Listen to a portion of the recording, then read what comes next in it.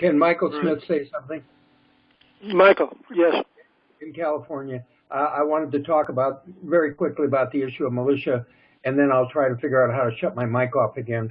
The only way I've been able to figure out how to turn the mic off is I have to back off of the program and then come back in.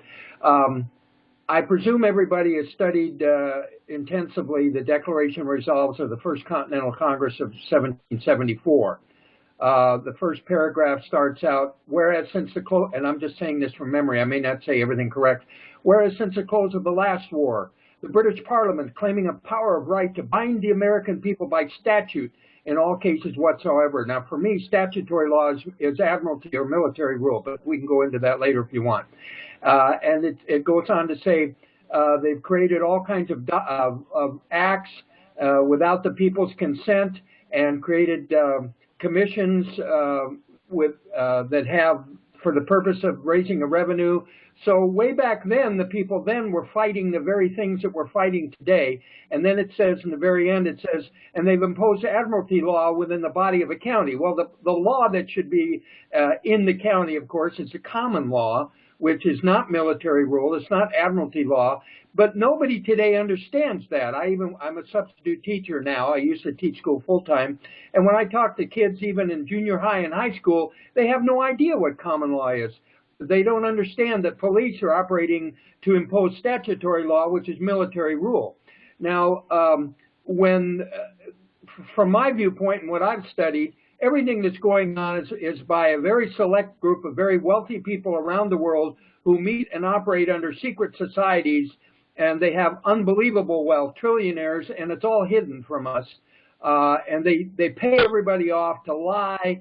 And I can go on and on. If you heard Brother Gregory talk this morning from 8 to 10, he went into great detail about this, which was just fantastic what I've heard. And I urge you to listen to him on Saturdays from 8 to 10. But the issue is that, let me not lose my train of thought, we think about ourselves as being able to form militias. But if you look in the Constitution and the secret societies and the wealthy British people wrote in the Constitution that the militia is now to be controlled by Congress. It says a well-regulated militia. And if we try to form militias now, they contend that that's unlawful and they can go after us. Now, if I'm incorrect about any of that, talk about that. But it's how you get people today to form militias when it's thought that under military rule that we're under, they can go after the militias and dissolve them. Now, that's all I wanted to say now. And I'll try to turn my mic off. Thank you, Michael. Can you all hear me okay? Yes. Very good. I do think we are capable of doing intellectual swordplay debate with the people that say that it's all centralized in the legislative assembly of the state to control the militias. We could fight that battle, but there's a much easier way of addressing the issue, and it's beautifully constitutional, because the state and its legislative assembly are nothing more than their political subdivisions. Their constituent members of the state is the counties, and the militia percolates up. It comes up from the counties to be organized by the state, the government of the state, and so there is no militia unless at the county level the term for organizing these same people is posse comitatus. And if you'll recall, we've got in federal statute a little thing called the Posse Comitatus Act that is extremely powerful in indicating that military officers of the United States military are not to be used inside the borders of the United States. And like the statute I quoted from Oregon, all emergencies are to be dealt with at the local level. Okay, that means that Posse Comitatus is more local than the word militia. And so if we're just talking in terms of organizing militia, then we circumvent that entire argument. I'm sure it's true, Michael, exactly what you say, that they're claiming that gets to be totally regulated by legislative assembly. And again, I do think we could win that argument if we wanted to engage in it. But it's so much easier to just say, well, do you object to us organizing Posse Comitatus? They got no ground to try to object organizing Posse Comitatus in the counties, and that's pure common law tradition.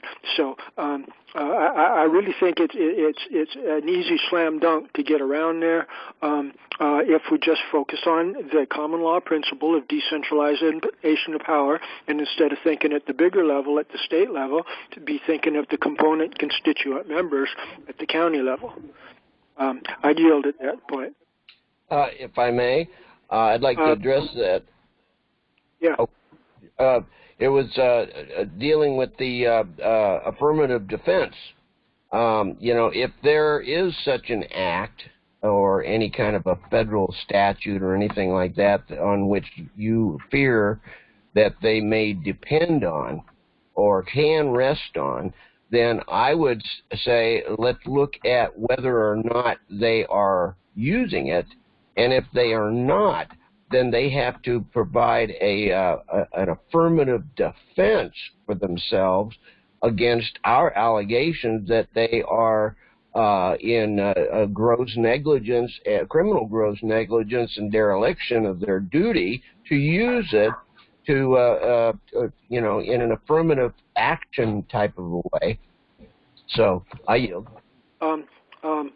I really think the most efficient way to counter this military police state agenda that's coming at us is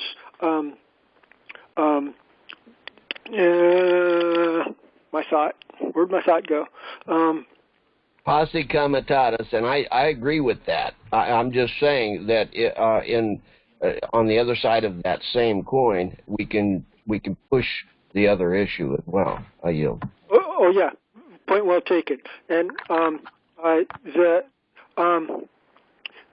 most efficient way of responding, instead of talking about what they can't do, I think it's much more quick and efficient and into the real world. We need to catapult into the real world of on-the-ground activism. We need to have our deputy constables, our constables, our qualified electors are deputy constables. It's really great. To have our peace officers, constables and deputy constables, show up with badges, ID cards, and say, I'm here to address this emergency issue. And this goes to a thought I was thinking about earlier. I believe in Mineapolis, after the George Floyd murder by those brutal Nazi cops,